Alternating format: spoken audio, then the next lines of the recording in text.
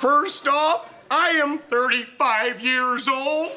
I am divorced, and I live in a van down by the river.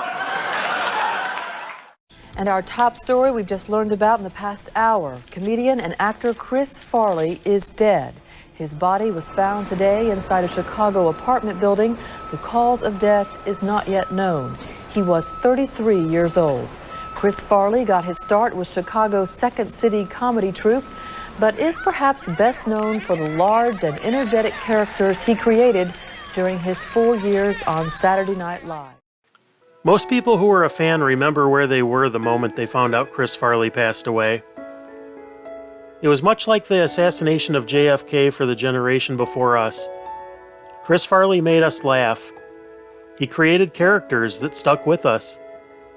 And sadly, in December of 1997, it all came crashing down. Farley's body was found in his 60th floor apartment in the John Hancock Tower in Chicago. Today, we're going to get into the life of Chris Farley and go through a timeline of the tragic final days of his life. We're going to retrace his steps, and then we will head to his final resting place to pay our respects to the man himself. Today, we're going to honor the life of Chris Farley. Christopher Crosby Farley was born in 1964 in Madison, Wisconsin. He was the third of 5 children born to Tom and Mary Ann Farley, and they grew up in this house right here, in this upper middle class neighborhood. Chris had a Catholic and a very loving upbringing, and he developed a very powerful bond with his father, who was a successful contractor. Chris attended Edgewood High School in Madison, Wisconsin here, and he became a lineman on the Crusaders football team. Chris developed a very good sense of humor early in life, and he loved making people laugh as a coping mechanism to make friends before they could make fun of him for his weight. It was on this property that Chris became the class clown and learned to make everybody around him laugh. Now, Chris Farley did play for the Crusaders high school football team, and this would have been his home field. There was one particular incident that a classmate of his talked about, and that was during one of his football games or practice. Chris had a brand new, clean uniform on, and he dove into the mud and started kicking around and rolling around in the mud, trying to impress a couple of the cheerleaders on the sideline. And this is really no different than how he behaved on a normal day-to-day basis later in life.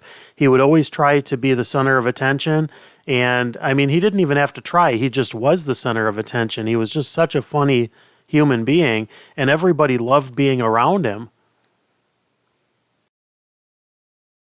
Now, just another little fun fact. This is State Street Brats here in Madison, and I was told that this was one of Chris Farley's favorite restaurants to eat when he was up here. Now, this building might look like an ordinary laundromat, but don't let that fool you, because in the 1980s and early 90s, this was the Ark Improv Theatre, which is the first place that Chris Farley ever tried his hand at improv. This is the place right here where he debuted the Matt Foley motivational speaker character, and this was the first place that he learned to do improv comedy in front of a crowd of people. I mean, it was a small crowd. This is a very tiny place. But this is where Chris Farley got his start.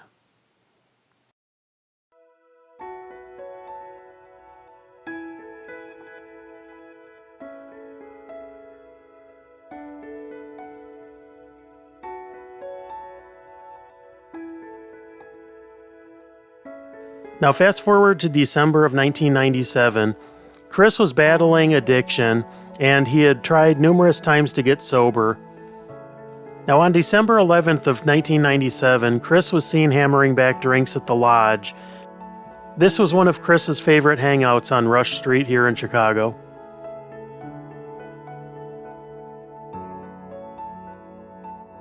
On Sunday, December 14th, Chris met up with some friends for dinner at the Cheesecake Factory on the lower level of the John Hancock Tower. After dinner, Chris visited 2 more clubs, Heaven on 7 and Crowbar. And then on Monday, December 15th, Chris spent most of the day sleeping in his apartment. On Tuesday night, December 16th, Chris visited the Hunt Club and was seen drinking until 3:30 a.m. Bartenders expressed concern about his condition, but refused to cut him off simply because of who he was. On Wednesday, December 17th, Chris attended a house party in Lincoln Park, just north of the city. At this house, it was said that Chris was doing cocaine and heroin, and he was also introduced to a call girl named Heidi Hauser. It was with Heidi that Chris would spend his final hours. She was also the one who took the infamous last photo of Chris Farley alive but passed out on the floor of his apartment. Chris stayed up partying for 2 days straight. By all accounts, sometime between 2 and 3 p.m. on Wednesday, December 16th, Chris went with Heidi to her apartment in Elk Grove Village, Illinois. Chris called a drug dealer for a delivery of cocaine and heroin. The location of this apartment has never been disclosed, and after tireless research, I finally located it, and this is where it is. This is the location where Chris spent his final hours before heading back to the John Hancock building. This is also where Chris took possession of the drugs that would kill him in the next 24 hours. This is a picture of Heidi Hauser at this apartment during the one and only TV interview that she gave. This is the address that was registered to her during that time frame, and she was living in apartment 201 in the upper corner, and also the apartment where Heidi and Chris spent many hours doing drugs. Around 8:30 p.m., Chris called for a limousine to pick them up and take them back to Chris's apartment. This is the last public place that Chris Farley would be seen alive.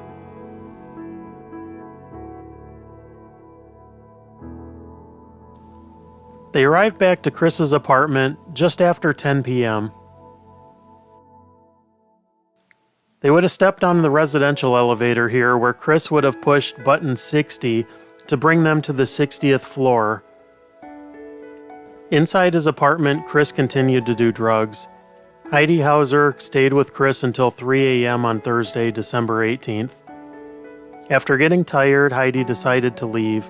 Chris followed her to the door and begged her not to leave. His last words reportedly were, "Please don't leave me. Please don't leave me." Chris passed out on the floor in front of the doorway. Heidi thought he would be okay and took a photo of him on the floor, thinking it would be funny to show him later. But it turned out to be the last picture of Chris taken alive.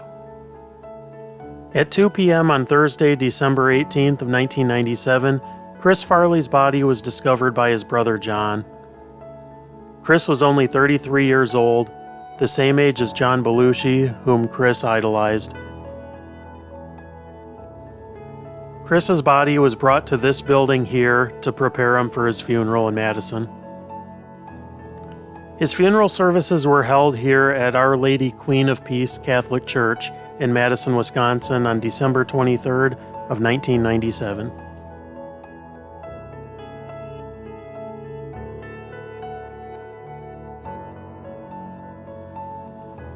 This is the area right here where Chris's funeral was held.